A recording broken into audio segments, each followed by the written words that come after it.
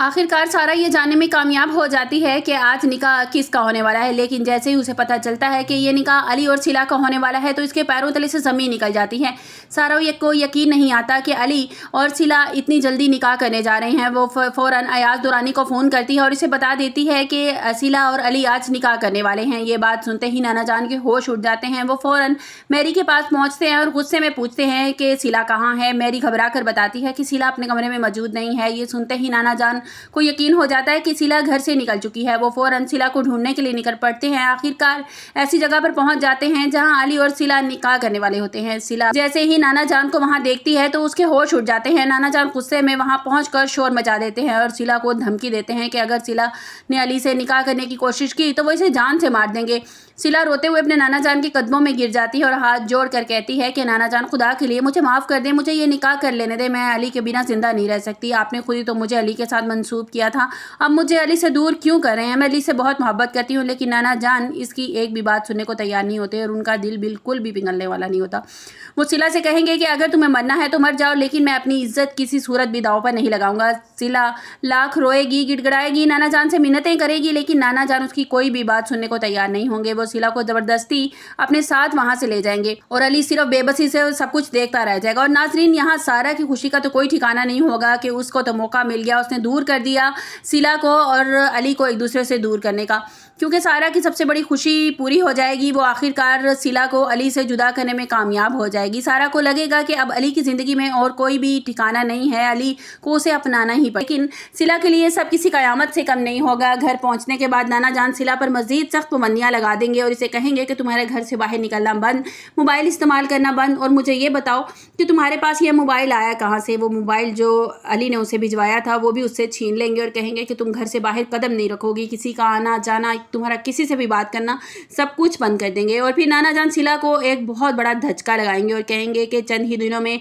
तुम्हारा निकाह हो जाएगा और तुम इस घर से रुखसत हो जाओगी। ये सुनते ही सिला बिल्कुल अंदर से टूट जाएगी। वो नाना जान को समझाने की कोशिश करेगी कि वो अली के अलावा किसी और से शादी नहीं कर सकती, लेकिन नाना जान उसकी एक भी बात नहीं सुनेंगे। सिला अपने कमरे में जाकर बहुत ज़्यादा रोएगी, पछताएगी बहुत ज़्यादा इस वक्त को कि आखिर ये कैसे हो गया, मेरी किस्मत में अली का साथ क्यों नहीं लिखा है। लेकिन वो सब कुछ करने पर मजबूर हो जाएगी जो नाना जान चाहते हैं। दूसरी तरफ नाना जान का गुस्सा सिर्फ सिला तक ही महदूद नहीं रहेगा, वो मैरी से भी सख्त नाराज़ होंगे।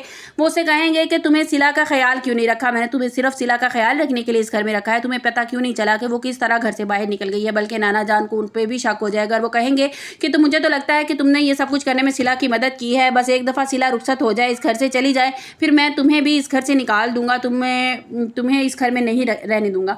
जिस पर मैरी रो रो के मिन्नतें करेगी नाना जान की कि खुदा के लिए ऐसी बात मत करें, मैंने सालों आप लोगों के साथ गुजारे हैं, अब इस तरह मुझे यहाँ से निकालने की तो बात मत करें।